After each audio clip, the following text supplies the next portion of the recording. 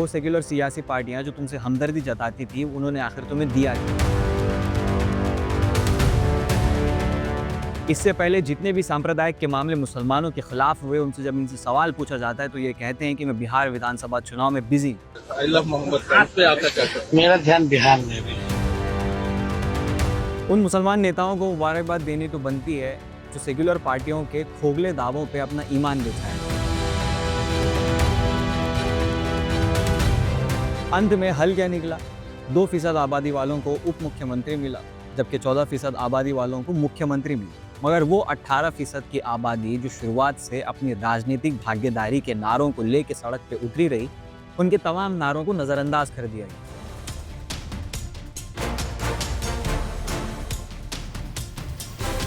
कल ही से जब भी सोशल मीडिया खोलता हूं तो मुझे ऐसी ऐसी पोस्ट नजर आती हैं, कई सारे ट्विटर हैंडल्स जो मुसलमानों पे मजाक उड़ा रहे हैं, खूब कहका लगाया जा रहा है।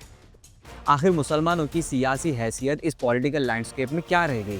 वो जेडीयू जो एनडीए के साथ अलायंस में है, जिसके लीडर गिरिराज सिंह कभी मुसलमानों को नमक हराम कहते हैं, कभी योगी आदित्यनाथ आके मुसलमानों को घुसपैठिया कहते हैं, कभी कोई बुर्का कहता है, कभी कोई कुछ। अपनी ज़बान से जहर उगलने में इन लोगों ने कोई कसर नहीं छोड़ी।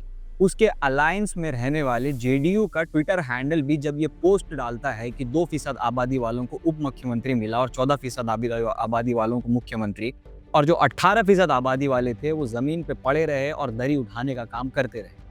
कई लोगों ने कुछ हैंडल्स पे ये भी कहा कि सारी चीज़ें, सारे जेवरात या सारे हीरे मोती जवाहरात उस क्रीम लेयर में बांट दिए गए और जो 18% की आबादी थी वो रैलियों में महज कुर्सियाँ उठाने के काम की रह गई। ये जुमले मुसलमानों को झंझोड़ने के लिए काफ़ी हैं। ये जुमले चीख चीख कर मुसलमानों से ये कहते हैं कि जाग जाओ, अपनी आंखें खोलो और अपने आसपास झांक करके देखो कि कौन तुम्हारे साथ खड़ा है और कौन तुम्हारे खिलाफ में। और पर्दे के पीछे उन चेहरों की भी शनाख्त कर लीजिए जो आपसे आपके मुंह पे हमदर्दी के दावे करते हैं, मगर जब बात आती है आपका हिस्सा आपको लौटाने की तो मुंह पे चुप्पी साध देते हैं। इससे पहले जितने भी सांप्रदायिक के मामले मुसलमानों के खिलाफ हुए, उनसे जब इनसे सवाल पूछा जाता है तो ये कहते हैं कि मैं बिहार विधानसभा चुनाव में बिजी हूं। आई लव मोहम्मद खान पे आपका क्या कहना है? मेरा ध्यान बिहार में भी है। अब आप खुद सोच लीजिए कि गिरिराज सिंह जैसे लोग जब मुसलमानों के खिलाफ जहर उगलते हैं तो इनका कोई भी बड़ा नेता किसी भी बड़े स्टेज से इनको कन्फ्रंट तक नहीं करता है। ये लोग डरते हैं कि कहीं वो जो बड़ा तबका है वो इनसे नाराज़ ना हो जाए और ये 18% आबादी वाले तो महज बीजेपी के डर से इनका वोट इनकी झोली में पड़ ही जाएगा। ये जितने भी लोग सोशल मीडिया पर ताने कस रहे हैं, वो ट्विटर हैंडल्स भी जो राइट विंग एक्सट्रीमिस्ट ऑर्गेनाइजेशन से ताल्लुक़ रखते हैं और हमेशा से बीजेपी के समर्थन में बोलते आए हैं, मुसलमानों के खिलाफ जहर उगलते आए हैं, वो लोग भी मुसलमानों को झिंझोड़ के कह रहे हैं कि देखो कि तुम्हारी हैसियत क्या रह गई। वो सेक्युलर सियासी पार्टियाँ जो तुमसे हमदर्दी जताती थी, उन्होंने आखिर तुम्हें दिया क्या? जब दुश्मन भी हमसे हमदर्दी जताने आ जाए तो आप खुद सोचिए कि हम लोग किस मेयार पे आके खड़े हो गए।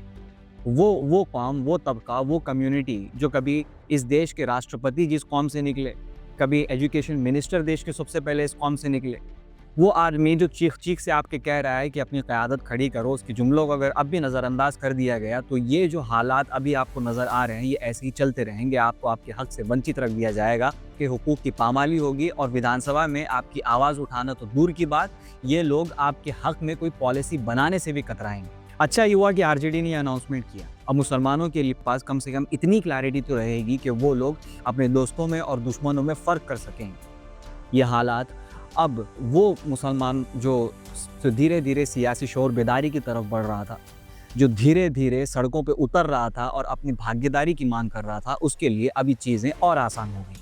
अब आप खुद सोचिए कि आपकी अपनी आवाज़, आपकी अपनी क़यादत, आपसे हमदर्दी असल में कौन रखता है? थोड़ा सोचिए, आसपास देखिए।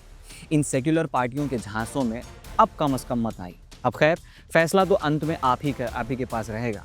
वो 6 तारीख और वो 11 नवंबर की तारीख जो आपके अगले आने वाले 5 साल नहीं बल्कि सदियाँ डिसाइड करेंगी। कमेंट सेक्शन में ज़रूर बताइए कि आप क्या सोचते हैं। एक और चीज़ इसमें ख़ास बात ये भी है कि वो तेजस्वी जो मुसलमानों को पॉलिटिकल प्लेटफॉर्म में अपनी जगह नहीं देते हैं, मगर इन लोगों को पता है कि मुसलमानों को खुश कैसे किया जाता है। इफ्तार पार्टी में महज टोपी पहनकर, या फिर जैसे कल सोशल मीडिया पर उन्होंने फ़ोटो डाली, हेलीकॉप्टर में एक मुसलमान को अपने बराबर में बैठा दिया, तो इनको लगता है कि मुसलमान इससे खुश हो जाएं। तो ये बहुत बड़ी गलतफहमी में इस मरतबा मुसलमान सियासी शौर बेदारी का अलमबरदार बना हुआ है और वो सारी चीज़ें अच्छे से जानता है। वो इन झांसों में आने वाला नहीं है। वीडियो को शेयर कीजिए, अपने दोस्तों तक पहुँचाइए बाकी अपने ख्यालात कमेंट सेक्शन में रखना मत भूलिए, और मुस्लिम सियासत को अब तक आपने सब्सक्राइब नहीं किया, अगर फेसबुक पे देख रहे हैं तो फॉलो कर लीजिए ताकि ऐसे ही अपडेट्स आपको मिलती रहें। मैं जर्नलिस्ट मज़हर, मिलते हैं अगले वीडियो में किसी नए मुद्दे पर फिर से बात होगी।